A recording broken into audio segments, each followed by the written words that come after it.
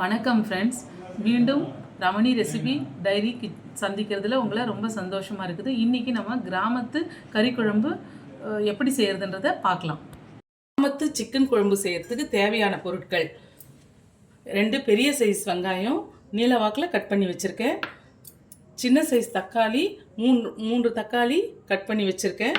இஞ்சி இந்த அளவுக்கு எடுத்து தோல் சீவி வச்சுருக்கேன். பூண்டு பெரிய சைஸ் பூண்டு 2 பூண்டு எடுத்து தோல் நீக்கி வச்சுருக்கேன். வரமிளகாய் 5 வரமிளகாய் எடுத்து கொண்டிருக்கேன். தேவையான அளவுக்கு மஞ்சள் பொடி, உப்பு, எண்ணெய்.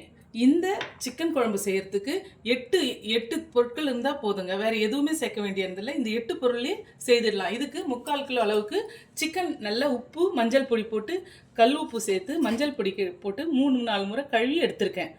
இது செய்கிறதுன்னு பார்க்கலாம். இப்போ ஒரு கடாய் எடுத்து அடுப்பை பற்ற வச்சுருக்கேன். நல்லா காஞ்சி வந்துட்டுது.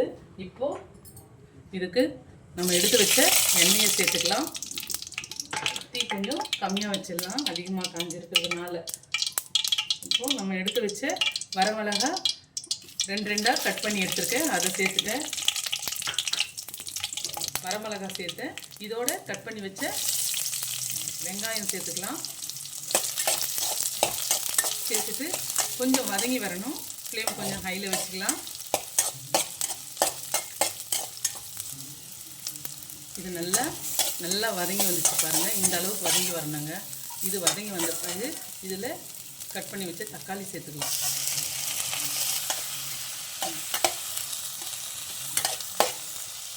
இது நல்லா 2 ஒன்று சேர வதங்கி வரணுங்க. இந்த தக்காளியும் வெங்காயம் இந்த அளவுக்கு வதங்கி வந்த உடனே இதில் நம்ம எடுத்து வச்ச இஞ்சி பூண்டு பேஸ்ட்டை சேர்த்துக்கலாம்.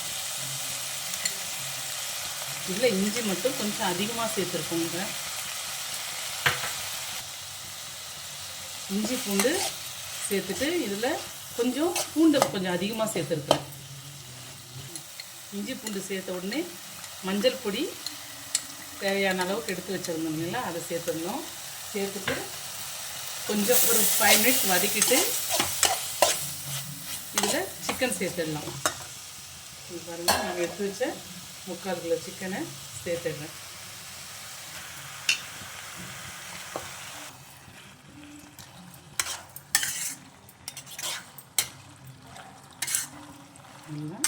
இந்த மாதிரி வதக்கி விட்டுடணும். வதக்கி விட்டுட்டு நம்ம எடுத்து வச்சோம் இல்லைங்களா உப்பு, அதை சேர்த்துடலாம்.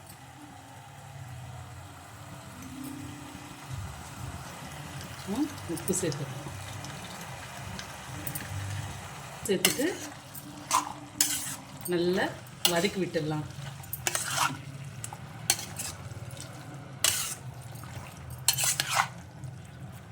வதக்கிட்டு இதுக்கு ஒரு லிட் போட்டு நல்லா மூடி வச்சிடலாங்க. இதுலேயே வரும் தண்ணி. இப்போ இந்த லிட்டை எடுத்துகிட்டு பாருங்கள், இந்த அளவுக்கு தண்ணி தானாக வந்திருக்குங்க அந்த சிக்கனில்.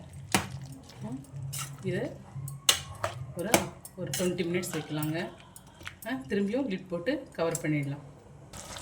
பாருங்கள், ஒரு 20 நிமிஷம் கழித்து பாருங்கள், இந்த மாதிரி வந்துடுங்க. ரொம்ப நல்லா வெந்து இந்த மாதிரி கொஞ்சமாக கிரேவி மாதிரி வருங்க. பாருங்கள், கொஞ்சம் தான். இது ரொம்ப நல்ல டேஸ்ட்டாக இருக்குங்க. மணக்க கிராமத்து கறி குழம்பு ரெடி ஆகிடுச்சிங்க. இது ரொம்ப சுவையாக இருக்கும். நீங்கள் வீட்டில் ஒரு முறை செய்து பாருங்கள். உங்களுக்கு ரெசிபி உங்களுக்கு ரொம்ப பிடிச்சிருந்தா லைக் பண்ணுங்கள், ஷேர் பண்ணுங்கள், சப்ஸ்கிரைப் பண்ணுங்கள்.